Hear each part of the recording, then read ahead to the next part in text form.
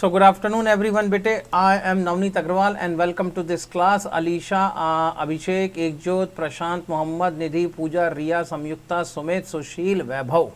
Very good afternoon बेटे Ikjot. Very good afternoon to all of you. आओ बेटे question number 6 जल्दी से सॉल्व करेंगे और उसके बाद में रिकॉर्डिंग ऑन है बेटे. Very good afternoon. आगे चलते हैं.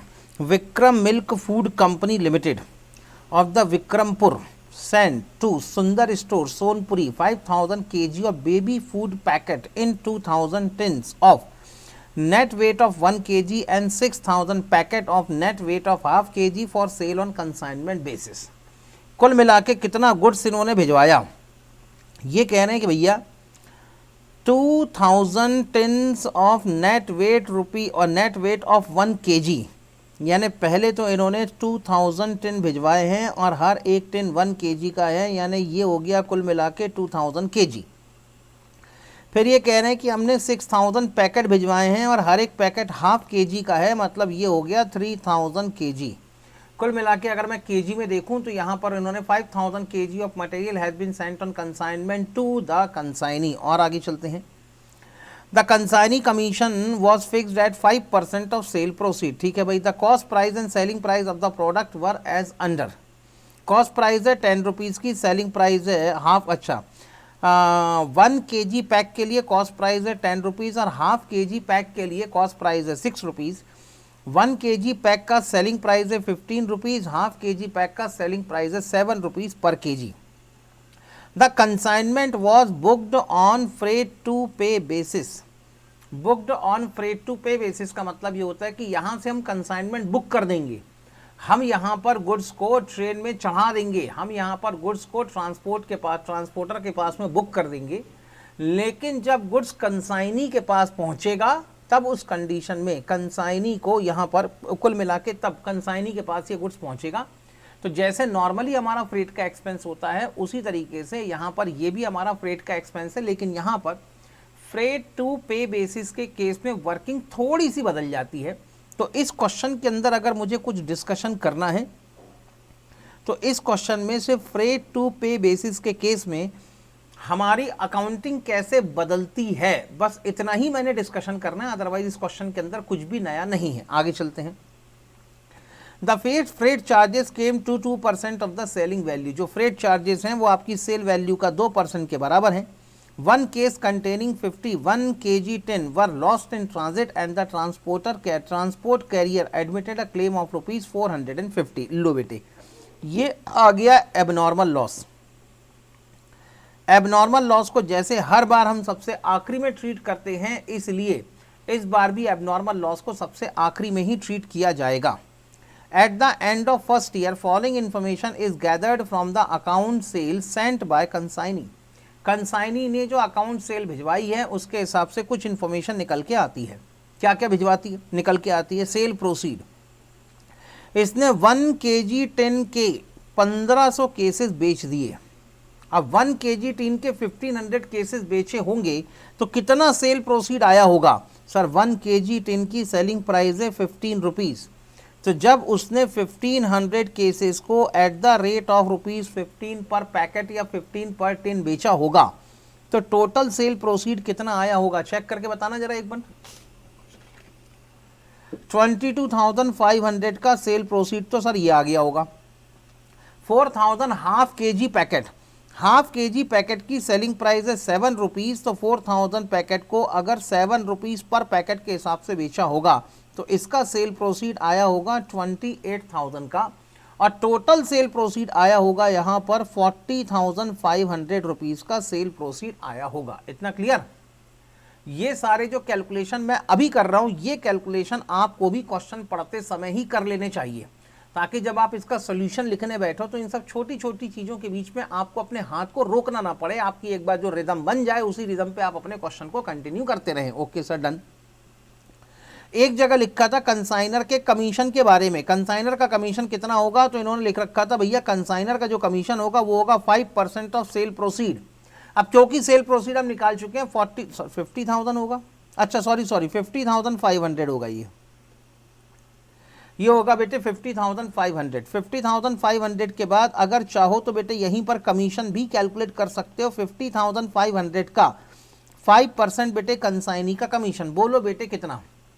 50502525 हाँ, तो बेटे कंसाइनी का कमीशन बनेगा 2525। आगे चलूँ? यस सर आगे चलते हैं। और उसके बाद क्या था सर? फ्रेट चार्जेस भी इस बार क्वेश्चन के अंदर सीधे सीधे नहीं दिए हुए हैं। फ्रेट चार्जेस इन्होंने कह रखा है कि फ्रेट चार्जेस भी हम जो भी गुड्स कंसाइनमेंट पे भेजेंगे उसकी सेल वैल्यू का 2% फ्रेट चार्जेस होगा। तो यहां पर अगर आपको फ्रेट चार्जेस कैलकुलेट करने हैं तो जो भी गुड्स आपने कंसाइनमेंट पे भिजवाया है पहले आपको उसकी सेल वैल्यू निकालनी पड़ेगी। हाँ, पहले आपको उसकी सेल वैल्यू निकालनी पड़ेगी। सेल वैल्यू कैलकुलेट करने के बाद ही आप यहां पर फ्रेट कैलकुलेट कर सकते हैं। Okay sir, done. आप लोग बेटे अगर अभी मैसेज लिख रहे हैं तो याद रखें बेटे, मैं जो क्वेश्चन सॉल्व कर रहा हूं उसी से रिलेटेड मैसेज को मैं एंटरटेन करूंगा और बाकी किसी को भी नहीं। आगे चलूं? Yes sir. सेलिंग प्राइस है बेटे 1 kg टिन का सेलिंग प्राइस है 15 रुपीज और हमने कुल मिला के 1 kg टिन के 2000 टिन भिजवाए थे। तो 1 kg टिन की टोटल सेल वैल्यू कितनी सर? टोटल सेल वैल्यू बनती है 30,000। हाफ kg टिन की सेल वैल्यू पर पैकेट है 7 रुपीज और यहां पर हमने 6000 पैकेट भिजवाए थे, तो इसकी टोटल सेल वैल्यू बनती है 42,000। तो अगर मैं टोटल सेल वैल्यू कैलकुलेट करूं तो total sale value of goods sent on consignment is equal to 42 plus 30 is equal to 72,000 और 72,000 का 2% लगना है फ्रेट। बताओ बेटे 2% फ्रेट कितना? सर 1440 रुपीज़ का फ्रेट चार्जेस यहाँ पर बनेंगे। यहाँ तक समझ में आ गए? मैंने बेटे सिर्फ वो बेसिक कैलकुलेशन किए जो मेरे क्वेश्चन में, अभी मैंने क्वेश्चन को सॉल्व करना शुरू भी नहीं किया है।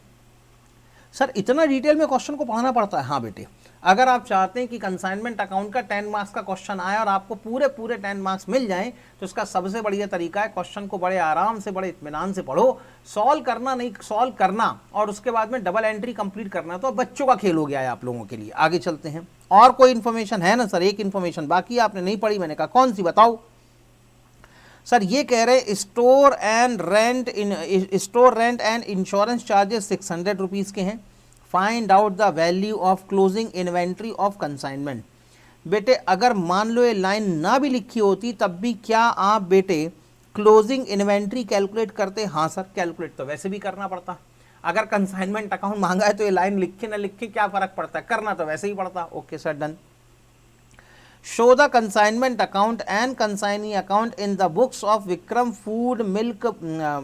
Milk food company assuming that consignee had paid the amount due from him.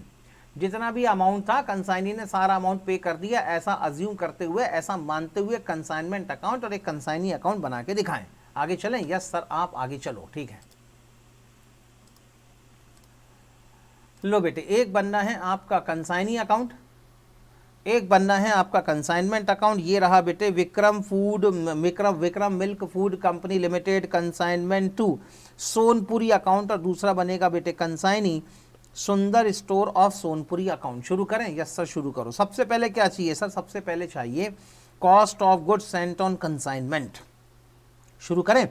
लो बेटे, एक एक लाइन को उठाओ, एक एक लाइन को प्रोसेस करना शुरू करो, एक एक लाइन को प्रोसेस करते जाओ, डबल एंट्री कंप्लीट करते जाओ, क्वेश्चन अपने आप कंप्लीट हो जाएगा। कंसाइनमेंट का क्वेश्चन, फाइनल अकाउंट के क्वेश्चन, एनपीओ के क्वेश्चन, ठीक है ना, और उसके बाद में issue for feature and re issue of share के क्वेश्चन, ठीक है ना, उसके बाद में बैंक रिकंसिलिएशन स्टेटमेंट के क्वेश्चन, उसके बाद में रेक्टिफिकेशन ऑफ एरर के क्वेश्चन, ठीक है ना, उसके बाद में डेप्रिसिएशन का क्वेश्चन। ये 5-7 चैप्टर ऐसे हैं जिनमें क्वेश्चन को कभी सॉल्व करने की कोशिश मत करना। Never try to solve the question. तो सर क्या करना है फिर? आप कह रहे हो क्वेश्चन ही सॉल्व मत करना। मैंने ये नहीं कहा कि क्वेश्चन सॉल्व मत करना, मैंने कहा क्वेश्चन को सॉल्व करने की कोशिश मत करना। ऐसे क्वेश्चन के अंदर एक लाइन को पढ़ना, जो इन्फॉर्मेशन आपको मिली है उसकी जो भी अकाउंटिंग प्रोसेसिंग आपको करनी है वो प्रोसेसिंग कंप्लीट करो। आप देखेंगे कि अपने आप आंसर निकल के आएगा, अपने आप क्वेश्चन कब खत्म हो जाएगा आपको पता भी नहीं चलेगा। ऐसे चैप्टर्स के अंदर जिसने क्वेश्चन को सॉल्व करने की कोशिश करी, ऐसे क्वेश्चन में बेटे इन्वेंट्री इसके अंदर नहीं आता। इन्वेंट्री अपने आप में एक अनोखा चैप्टर है, इसलिए मैंने इन्वेंट्री को इस कैटेगरी में से बाहर रख रखा है, ठीक है ना। हाँ, आगे चलते हैं। हाँ, तो ये जो जितने चैप्टर हैं तो बेटे इन चैप्टर के क्वेश्चन को सॉल्व करने की कभी कोशिश मत करो, बस अपने आप से ईमानदार रहो कि ये इन्फॉर्मेशन मेरे पास में है, मैंने इसको प्रोसेस करना है, बात खत्म। आगे चलते हैं, ठीक है। सबसे पहले चाहिए बेटे cost of goods sent on consignment.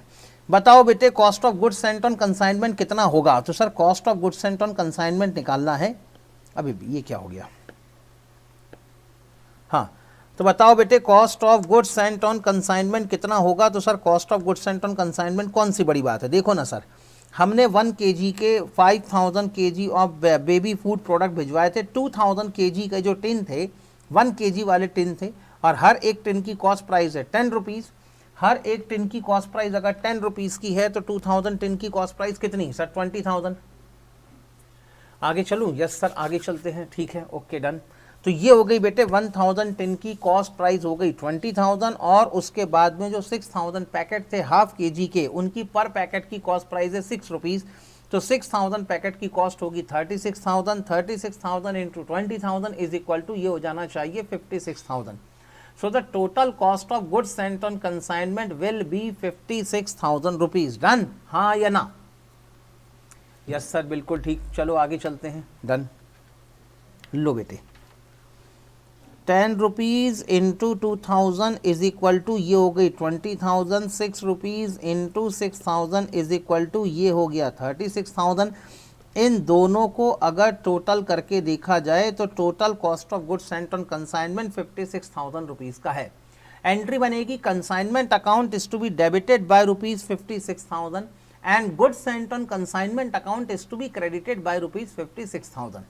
Right now in this condition we are not supposed to prepare goods sent on consignment account, इसलिए फिलहाल हम इसका क्रेडिट इफेक्ट नहीं डाल रहे हैं। आगे चलते हैं, और क्या था। The consignee commission was fixed at 5% of sale proceed। आगे चलते हैं, the cost price and sale value दी हुई है। The consignment was booked on freight to pay basis। लो बेटे booked on freight to pay basis का मतलब यहां पर ये होता है कि मैं एज अ कंसाइनर गुड्स को बुक तो कर दूंगा, ट्रक में लोड भी करवा दूंगा, ट्रेन में लोड भी करवा दूंगा, लेकिन अभी फ्रेट की पेमेंट मैं नहीं करूंगा। ये गुड्स किसके पास पहुंचेगा, कंसाइनी के पास पहुंचेगा, और कंसाइनी जब गुड्स की डिलीवरी लेगा उस समय कंसाइनी को फ्रेट की पेमेंट करनी पड़ेगी। नॉर्मली हम क्वेश्चन के अंदर क्या करते हैं, नॉर्मली हम ये मान के चलते हैं कि जैसे ही कंसाइनर ने गुड्स को बुक किया होगा, जैसे ही कंसाइनर ने गुड्स को बुक किया होगा उसी समय कंसाइनर ने फ्रेट के एक्सपेंसेस और इंश्योरेंस के एक्सपेंसेस पे कर दिए होंगे। जनरली ऐसा होता भी यही है कि कंसाइनर ही फ्रेट के एक्सपेंसेस को पे कर देता है, उसके बाद ही वो गुड्स को बुक करता है, क्योंकि कंसाइनी को फिर फ्रेट एक्सपेंसेस पे ना करना पड़े। लेकिन अगर कहीं पे लिखा हुआ है कि भाई यहां पर गुड्स को बुक किया गया है on freight to pay basis, तो इसका मतलब ये होगा कि कंसाइनर यहां पर गुड्स को सिर्फ बुक करेगा, he will lodge the goods on board, यानी बेटे वो ट्रेन में या बस में गुड्स को बुक करवाएगा, गुड्स डिस्पैच हो जाएगा, कंसाइनी के पास पहुंचेगा, कंसाइनी गुड्स की डिलीवरी लेते समय फ्रेट की पेमेंट करेगा। Okay, yes sir, done. तो इस बार बेटे फ्रेट की पेमेंट कंसाइनर ने नहीं करनी है, फ्रेट की पेमेंट करनी है कंसाइनी ने। तो फ्रेट कितने का था सर, हमने फ्रेट कैलकुलेट किया था 1440 रुपीज का। एंट्री क्या होगी सर, ये भी खर्चा है, और अगर ये खर्चा है तो इसके लिए कंसाइनमेंट अकाउंट डेबिट हो जाना चाहिए। लेकिन पेमेंट किसने की सर, कंसाइनी ने, इसलिए कंसाइनी अकाउंट यहां पर क्रेडिट हो जाना चाहिए। तो एंट्री बन गई बेटे, consignment account is to be debited by rupees 1440 and consignee account is to be credited by rupees 1440। Clear. Freight to pay basis का मतलब सभी के समझ में आ गया, हाँ या ना। आगे चलते हैं, ठीक है सर, डन। और एक कदम आगे चलो, इसके बाद और कौन सी इंफॉर्मेशन थी। उसके बाद बेटे यहां पर हमें अकाउंट सेल रिसीव हुआ, अकाउंट सेल से पता चला हमारी कुल मिला के टोटल सेल्स कितनी हुई है सर, 50,500 की हमारी टोटल सेल्स हुई है।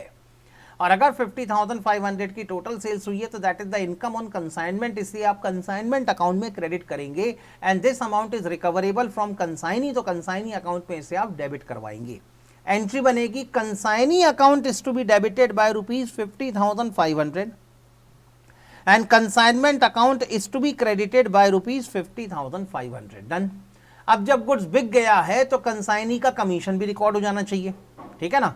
अब कंसाइनी का कमीशन कितना सर, अभी अभी कैलकुलेट किया, बिल्कुल गर्मा गर्म ताजा ताजा इतना गर्म है कि सर हाथ लगाएंगे तो हाथ जल जाएगा, इतना गरम गरम कैलकुलेट किया, एकदम ताज़ा ताज़ा। मैंने कहा कितना? 2525 सर, देखो फिगर भी क्या जोरदार है, 2525। ऐसा लग रहा गाना बनेगा सर। अभी नालायक, गाना बाद में बनाना, पहले कमीशन की एंट्री कर। एंट्री क्या होगी कमीशन की? सर एक्सपेंस है। एक्सपेंस है तो इसको कंसाइनमेंट अकाउंट में डेबिट करवाओ। Consignment account will be debited by ₹2525 and consignee account is to be credited by ₹2525। Done sir, ये भी हो गया। और आगे चलते हैं, अब क्या है इसके बाद सर? कंसाइनी ने यहां पर स्टोर रेंट एंड इंश्योरेंस के 600 रुपीज़ भी खर्च किए हैं। ये भी एक्सपेंस है, इसलिए इसको भी कंसाइनमेंट अकाउंट में डेबिट हो जाना चाहिए और कंसाइनी अकाउंट में क्रेडिट हो जाना चाहिए। Consignment account will be debited bye ₹600 and consignee account will B credited bye ₹600। सारी इन्फॉर्मेशन हो गई? हो गई सर। बस वो एबनॉर्मल लॉस को छोड़कर बाकी सारी इन्फॉर्मेशन हो गई। मैंने पहले भी कहा था, एबनॉर्मल लॉस की कैलकुलेशन करने के लिए, एबनॉर्मल लॉस का कोई भी वर्किंग करने के लिए जल्दी मत करना। हमेशा बेटे एबनॉर्मल लॉस को सबसे आखिरी में ही ट्रीट करना। किसी ने थोड़ी सी भी जल्दीबाजी यहाँ पे दिखाई तो कंसाइनमेंट अकाउंट बेटे निपटा देता 5 मिनट के अंदर। ठीक है, ओके सर, डन। क्या हमारी सारी इन्फॉर्मेशन प्रोसेस हो गई है? यस सर, हमने सारी इन्फॉर्मेशन प्रोसेस कर दी, कुछ भी नहीं बचा सर।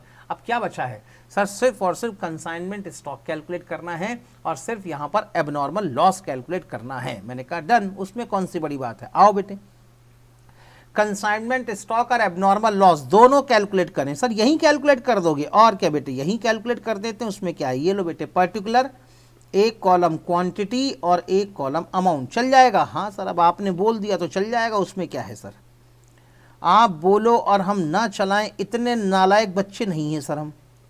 बेटे तुम वैसे भी नालायक कैसे हो सकते हो? तुम लायक बच्चे हो बेटे, सारे के सारे लायक बच्चे हो तुम। शुरू करें? यस सर, शुरू करें।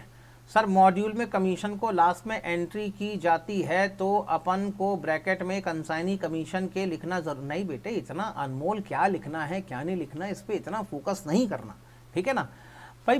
अब आप कंसाइनमेंट की अब कमीशन की एंट्री है तो तुम्हारा खर्चा पहले एंट्री करो या बाद में एंट्री करो, खर्चा तो खर्चे के नाम पे रिकॉर्ड होगा ना, इसके अंदर क्या चेंजेस कर लोगे आप, ठीक है ना।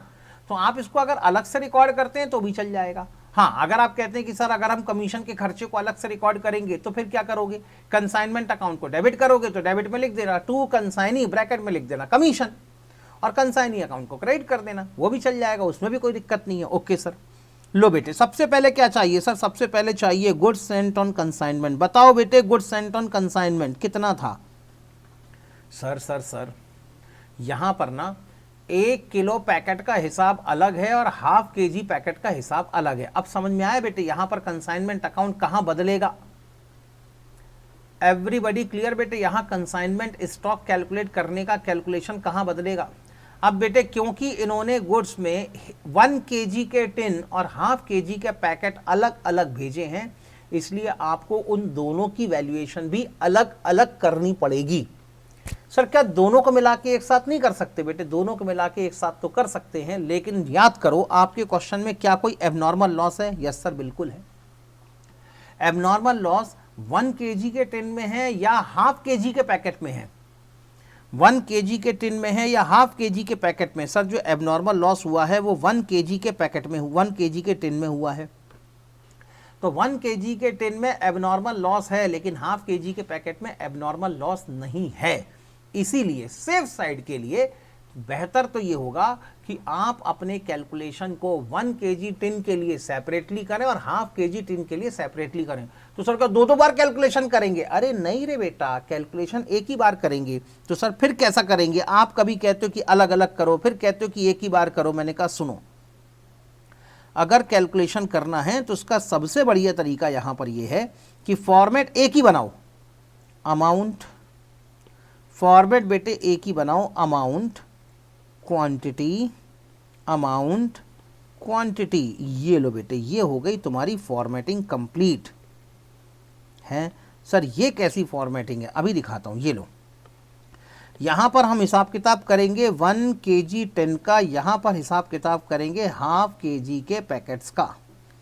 यहां पे लिखेंगे क्वांटिटी, यहां लिखेंगे अमाउंट, यहां होगी क्वांटिटी, यहां होगा अमाउंट, और ये कॉलम होगा आपका पर्टिकुलर का। हेडिंग क्या होगी? हेडिंग होगी कैलकुलेशन ऑफ, हेडिंग होगी calculation of consignment stock, consignment stock and abnormal loss. यहीं पर बेटे हमने कंसाइनमेंट स्टॉक भी कैलकुलेट करना है और यहीं पर एबनॉर्मल लॉस भी निकालना है। सर रेट का कॉलम भी बनाइएगा ना वर्किंग में? नहीं बेटे, ऐसा कोई खास ज़रूरी नहीं है कि रेट का कॉलम बनाएं, क्योंकि हम वैसे भी अपने सारे कैलकुलेशन क्रॉस मल्टीप्लिकेशन बेसिस पर रखते हैं या हम अपने सारे कैलकुलेशन प्रोपोर्शनेट बेसिस पर रखते हैं, इसलिए रेट का कॉलम बनाना बहुत ज़्यादा ज़रूरी नहीं है। आगे चलूँ? Yes sir. सबसे पहले क्या चाहिए सर? सबसे पहले चाहिए गुड्स सेंट ऑन कंसाइनमेंट।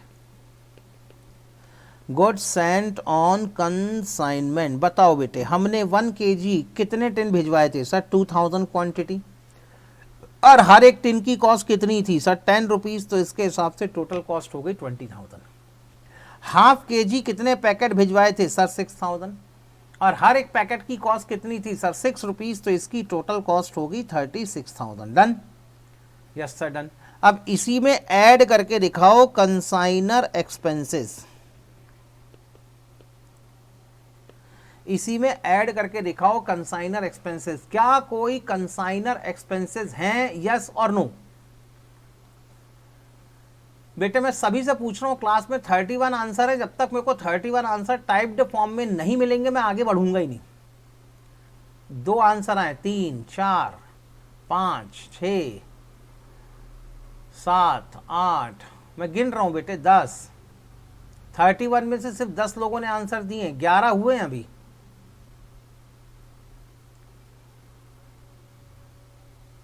बारह, 13,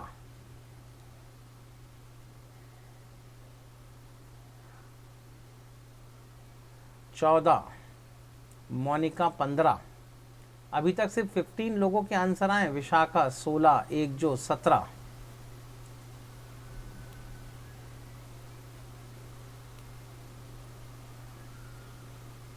और किसी का आंसर बेटे बताएं? और कोई है? मुस्कान 18। बेटे सिर्फ यस और नो में आंसर देना है। पूजा 19, करण राठौर 20, उमेश 21, शालिनी 22। सिर्फ 22 आंसर आए बेटे, सोचो। 24, चलो इतने भी चल जाएंगे। 25, अभिषेक कुमार, नेहा। यस सर है। हाँ बेटे, यहाँ पर अगर आप कहो कि सर कंसाइनर एक्सपेंसेस हैं, तो बहुत सारे लोगों ने आंसर दिया नहीं सर कंसाइनर एक्सपेंसेस नहीं है, लेकिन मैं कहूँगा कंसाइनर एक्सपेंसेस हैं।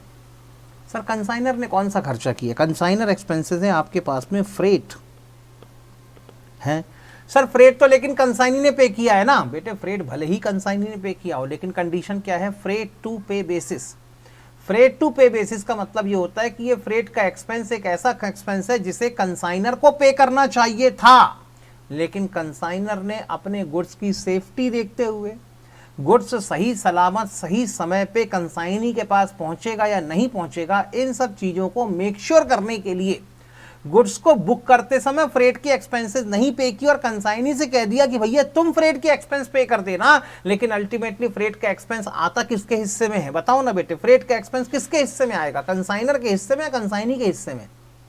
सर आएगा तो ये कंसाइनर के हिस्से में, और अगर ये कंसाइनर के हिस्से में आएगा तो यहाँ पर फ्रेट का पेमेंट भले ही कंसाइनी ने किया हो, लेकिन इसे आप कंसाइनर एक्सपेंस ही काउंट करेंगे। Okay sir, done.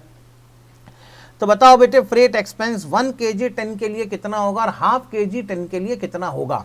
सर अगर फ्रेट एक्सपेंस कैलकुलेट करें फॉर 1 kg टिन, तो इनका कहना यह है कि जितने टिन्स आप भेजोगे, हमने भिजवाए थे 2000 टिन, इनकी जो सेल वैल्यू होगी 1 kg टिन की सेल वैल्यू है 10 रुपीज़ पर टिन। इसका 2% लगेगा फ्रेट का खर्चा। बोलो बेटे कितना?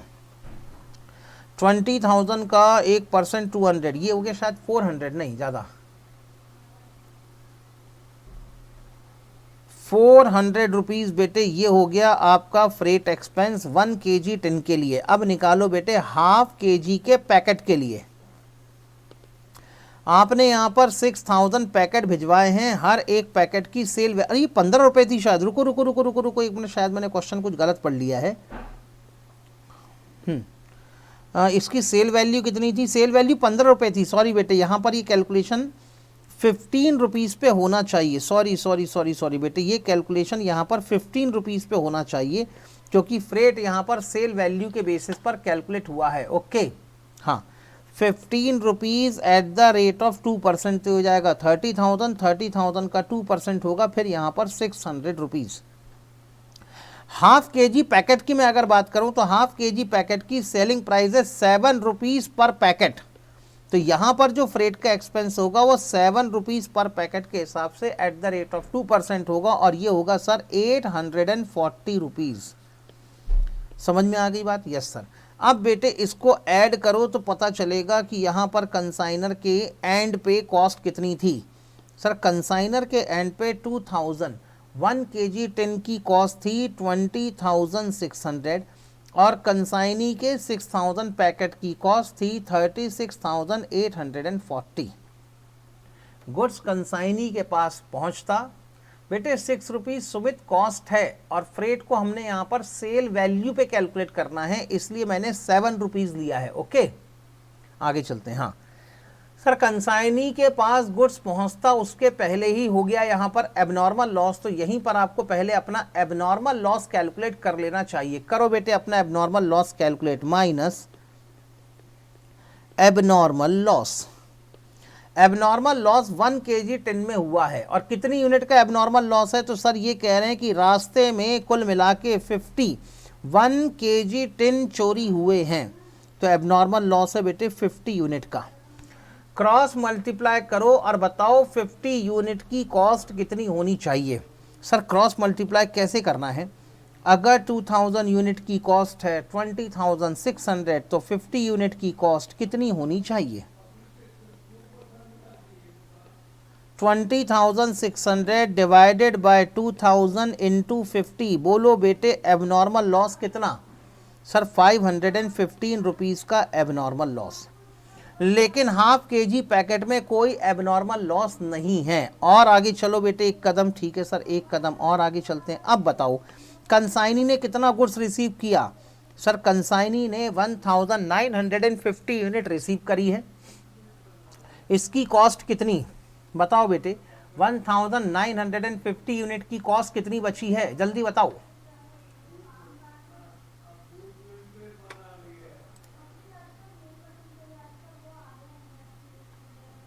$2,12,180 नहीं ना यार, 20,085 ये सही लगता है।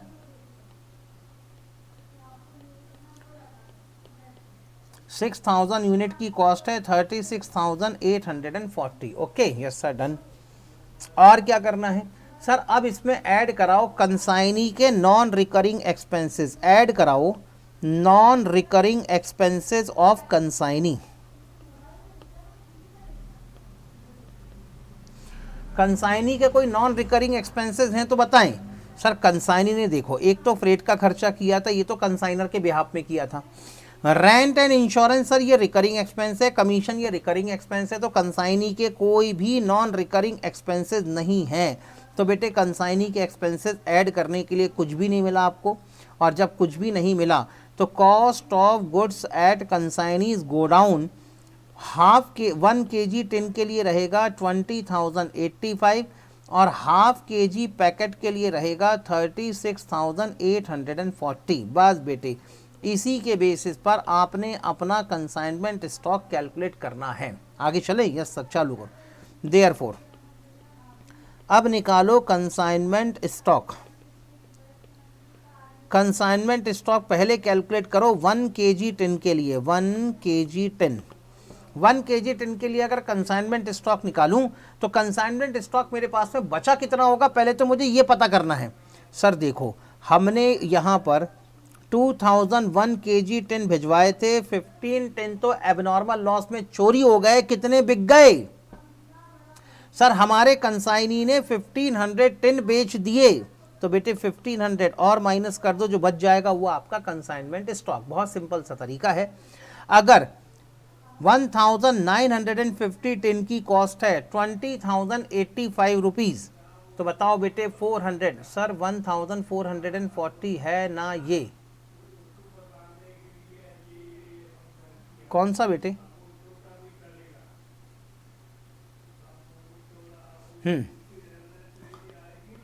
20,085 divided by 1950 multiplied bye 50।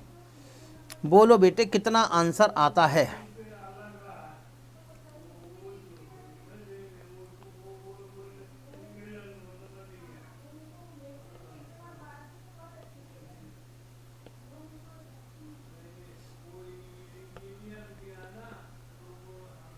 $515 sir, 450 होगा ना वो?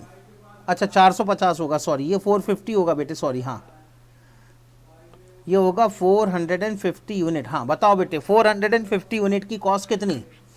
आओ बेटे कैलकुलेट करें। 20,085, ये तो ज़्यादा हो गया।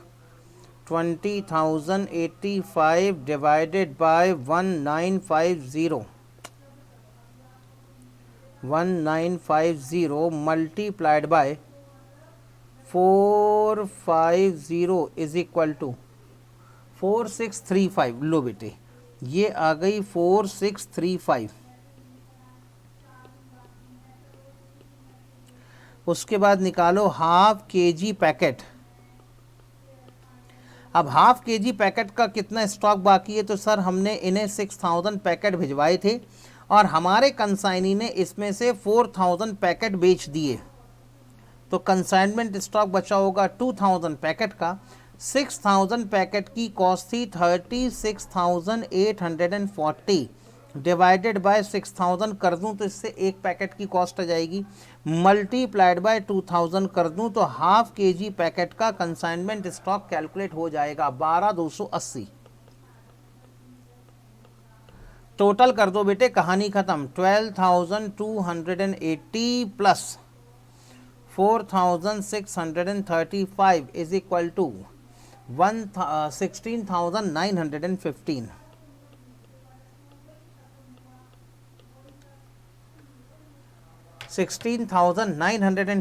that is the cost of goods on cost of stock on consignment. Done? Yes sir.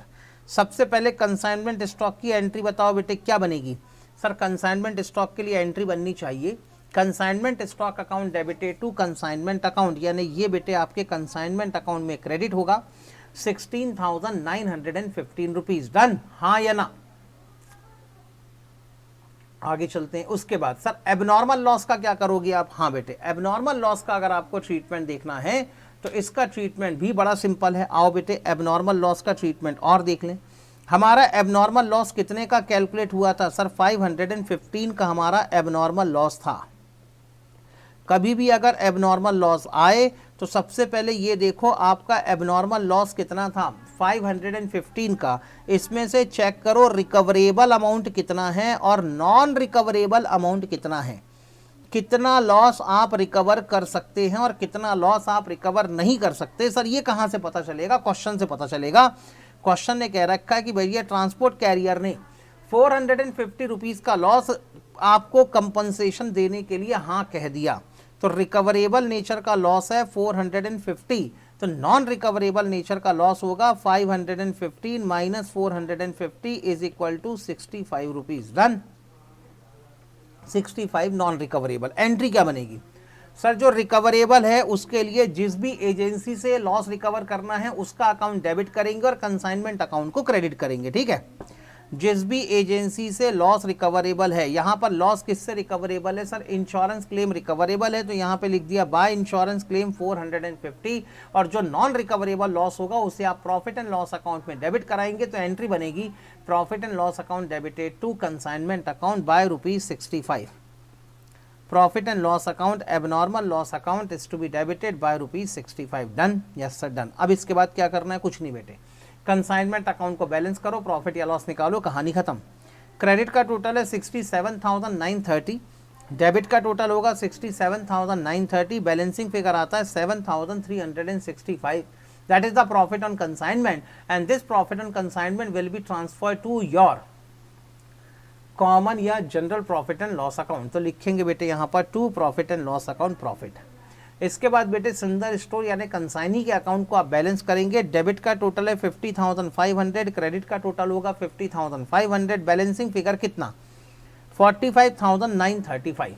सवाल ये है, ये पैसे कैश में मिले हैं या इस बैलेंस को कैरी फॉरवर्ड करना है, तो क्वेश्चन में साफ लिखा हुआ है कि जो कंसाइनी है, कंसाइनी ने बैलेंस अमाउंट आपको पे कर दिया था, यानी आपको 45,935 कैश में रिकवर हो गए होंगे। तो लिखेंगे आप यहाँ पर बैंक अकाउंट। डन। तो बाकी सारा सॉल्यूशन जो है अपनी जगह ठीक है, लेकिन बेटे इतने कॉम्प्लिकेटेड तरीके से जो इन्होंने कंसाइनमेंट स्टॉक और एबनॉर्मल लॉस को कैलकुलेट किया है, इतने कॉम्प्लिकेटेड तरीके से करने जाओगे तो कभी ज़िंदगी में एग्ज़ाम में सही आंसर निकाल नहीं पाओगे। इसलिए बेटे ये है आपका कंसाइनमेंट स्टॉक और एबनॉर्मल लॉस का कैलकुलेशन। जिसको भी स्क्रीनशॉट लेना हो जल्दी से लेके रख लो ताकि फिर हम आगे चलें। Sir rent and insurance charges हमारे क्या हैं? हमारे क्या हैं मतलब तुम तो बेटे हमारे क्या हैं ऐसा पूछ रहे हो, हम आपके हैं कौन? ठीक है ना, फिर मैं भी यहां से बोल देता हूं हम साथ साथ हैं। सर रेंट और इंश्योरेंस चार्जेस क्या है? रेंट एंड इंश्योरेंस सर वो ऐड नहीं, अरे मेरे भाई एक जो अब तुम मुझसे पूछ रहे हो कि सर रेंट और इंश्योरेंस के चार्जेस ऐड होंगे कि नहीं होंगे। पूरा कंसाइनमेंट अकाउंट खत्म होने लगा और अब तुम मुझसे पूछ रहे हो कि सर रेंट के खर्चे और इंश्योरेंस के चार्जेस कंसाइनमेंट स्टॉक लेकर भाग यहाँ से। हाँ नहीं तो एक बार और बता दीजिए, जब बताने जाओ तो बोलते हो कि सर पढ़ा हुआ है, पढ़ लिया, ये वाले क्वेश्चन भी सॉल्व हो गए, वाले क्वेश्चन भी सॉल्व हो गए, ऐसा भी हो गया वैसा भी हो गया। हाँ एक बार कंसाइनमेंट अकाउंट दिखाइए ना। कंसाइनमेंट अकाउंट तो बेटे जो बुक में है मॉड्यूल में वही दिखाऊंगा मैं, तो और क्या करूंगा। ये लो कंसाइनमेंट अकाउंट ये रहा, और क्या दिखाऊं बेटे, और तो कुछ दिखाने के लिए है ही नहीं। सर रिकरिंग है या नॉन रिकरिंग है पूछ रहा है। बेटे तुम बताओ ना, रेंट के एक्सपेंसेस और ये जो इंश्योरेंस एक्सपेंसेस हैं, ये रेंट और इंश्योरेंस के एक्सपेंसेस जो कंसाइनी ने पे किए हैं, ये रिकरिंग एक्सपेंस है या नॉन रिकरिंग एक्सपेंस है? सोच के बताओ।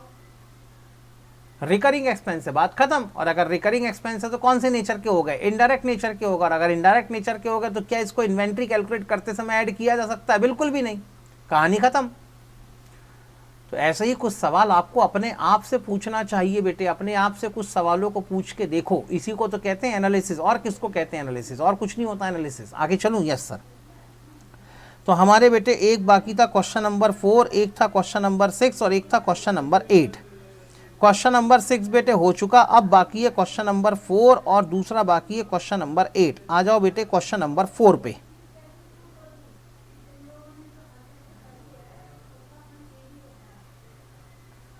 ये रहा बेटे क्वेश्चन नंबर 4। शुरू करें? यस सर, आप पढ़ना शुरू करो। Nike sports company of New Delhi, आगे चलूं? हाँ। Nike sports company of New Delhi consigned 100 shoe to Adidas company of Ahmedabad costing ₹1500 each, invoiced at ₹2000 each. Sir ये क्या मामला है? costing ₹1500 each and invoiced at ₹2000 each.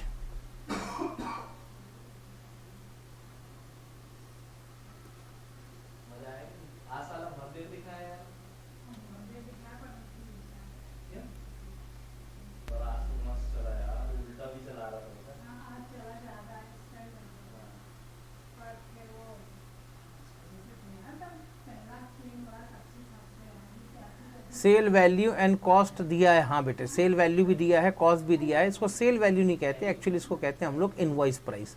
There is a little bit of difference between the invoice price and selling price. ठीक है ना? हाँ इसी पे मैंने थोड़ा सा डिस्कशन करना है। सर आपके घर में मेहमान आ गए हैं क्या? नहीं बेटे मेरे घर में कोई मेहमान नहीं आया है। हाँ सर फ्रेट वाला कैसे किया? बेटे अरुण अभी तो समझाया कि कंसाइनी को कंसाइनर को फ्रेट के एक्सपेंसेस पे करने चाहिए। कंसाइनर ने फ्रेट के एक्सपेंसेस पे नहीं किए, उसके बदले में कंसाइनर ने कंसाइनी से कह दिया कि तुम फ्रेट के एक्सपेंसेस पे कर देना। बस इतना ही सा काम था और कुछ थोड़े ना था। आओ बेटे आगे चले। सर इस क्वेश्चन के अंदर नया क्या है? तो इस क्वेश्चन के अंदर एक वर्ड आया है इनवॉइस्ड।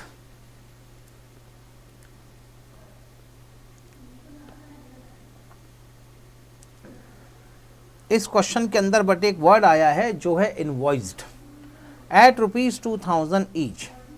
सर ये क्या मामला है? Invoiced at ₹2000 each. आगे चलूं? यस सर आगे चलूं।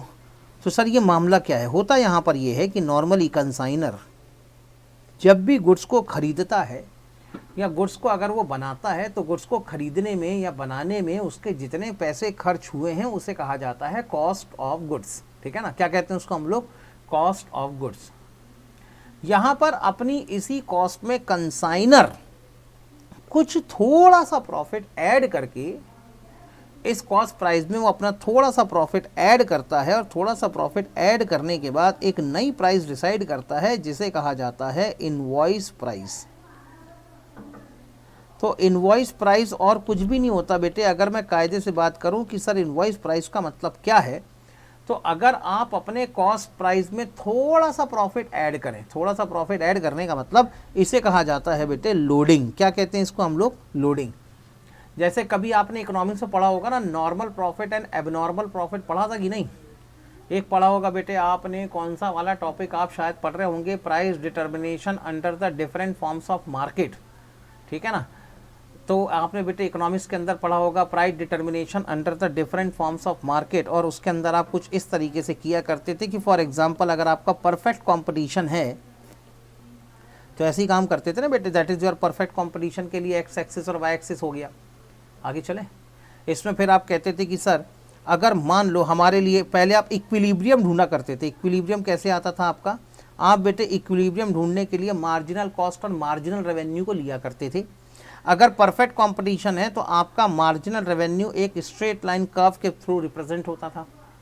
आपकी जो मार्जिनल कॉस्ट होगी वो मार्जिनल कॉस्ट होगी आपकी यू शेप्ड कर्व। तो ऐसे यू शेप्ड कर्व बनाया करते थे, ये होती थी मार्जिनल कॉस्ट और ये होता था आपका मार्जिनल रेवेन्यू।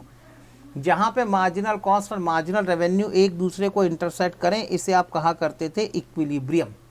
ठीक है ना, और फिर बेटे आप ये चेक करते थे कि इस इक्विलिब्रियम पे हमारी एवरेज कॉस्ट और एवरेज रेवेन्यू की क्या पोजीशन है। मार्जिनल रेवेन्यू और एवरेज रेवेन्यू परफेक्ट कंपटीशन के केस में एकदम बराबर होता था, लेकिन अगर आप ये कहो कि सर हमारी एवरेज कॉस्ट कर्व यहां से जाती है ना बेटे, एवरेज कॉस्ट कर्व अगर यहां पे जाती है तो एट इक्विलिब्रियम हमारी सर एवरेज कॉस्ट ज़्यादा है और हमारा एवरेज रेवेन्यू कम है, तो इस एरिया को आप कहा करते थे एबनॉर्मल लॉस। इसको आप क्या कहते थे बेटे, एबनॉर्मल लॉस।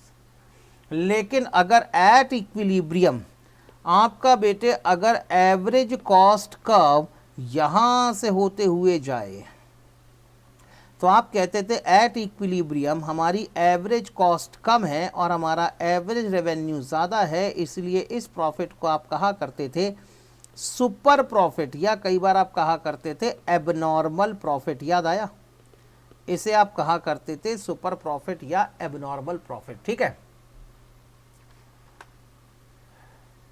सर, आप इको पढ़ा दो, सब कुछ मैं ही पढ़ा लेता हूं ना बेटे। सर आप ही की बुक से पढ़ा है सर, स्क्रीन वही ठीक करने की कोशिश कर रहा हूं, रुक जाओ।